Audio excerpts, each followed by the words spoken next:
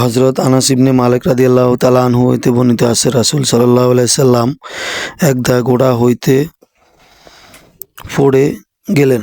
এতে তিনি ও গায়ের গোসাই অথবা রাবী বলেছেন কাঁধের আঘাত পান।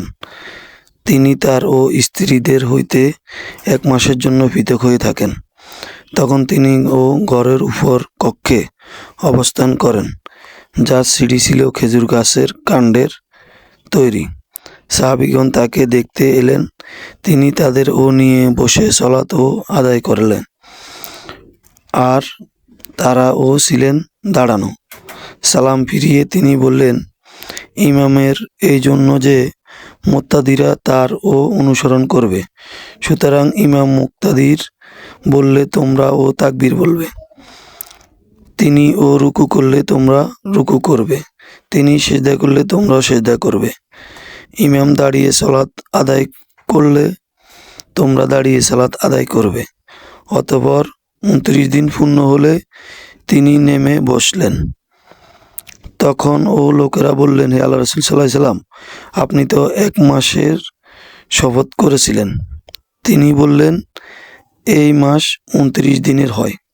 সহিহ বুখারীতে হাদিসটি 378, 689, 732, 733, 805, 1114, 1911, 2469, 5201, 5289, 6684, সহিহ মুসলিমে 4th খণ্ডে 19, আহমদে 12075 নম্বর রয়েছে।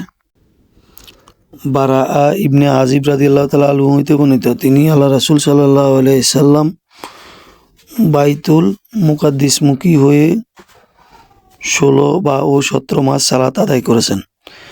আর আল্লাহ রাসূল সাল্লাল্লাহু আলাইহি সাল্লামের কাবার দিকে কিবলা হওয়া পছন্দ করতেন। মহান আল্লাহ তাআলা নাজিল করেন, আকাশের দিকে আপনার বরাবর তাকানো আমি অবশ্যই লক্ষ্য করছি। সূরা আল বারা 2 নম্বর সূরা 146 নম্বর আয়াত। অতঃপর তিনি ও কাবার দিকে মুখ করেন।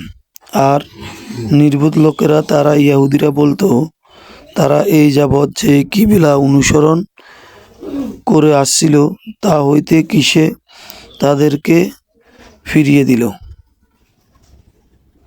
হে নবী, পূর্ব পশ্চিম আল্লাহরই, তিনি যাকে ইচ্ছা সঠিক পথে পরিচালিত করেন। সূরা আল বারা 2 নম্বর সূরা 142 নম্বর আয়াত। তখন নবী সাল্লাল্লাহু আলাইহি সাল্লামের সঙ্গে এক ব্যক্তি সালাত আদায় করলেন এবং বেরিয়ে গেলেন। তিনি আসরের সালাতের সময় আনসারগণের এক গোত্রের পাশ দিয়ে যাচ্ছিল। তারা বাইতুল মুকাদ্দাসের দিকে মুখ করে সালাত আদায় করতেছিলেন। তখন তিনি বললেন, তিনি নিজেই সাক্ষী যে আল্লাহ রাসূল সাল্লাল্লাহু আলাইহি সাল্লামের সঙ্গে তিনি সালাত আদায় করেছেন, আর তিনি ও রাসূল সাল্লাল্লাহু আলাইহি সাল্লাম কাবার দিকে মুখ করেছেন।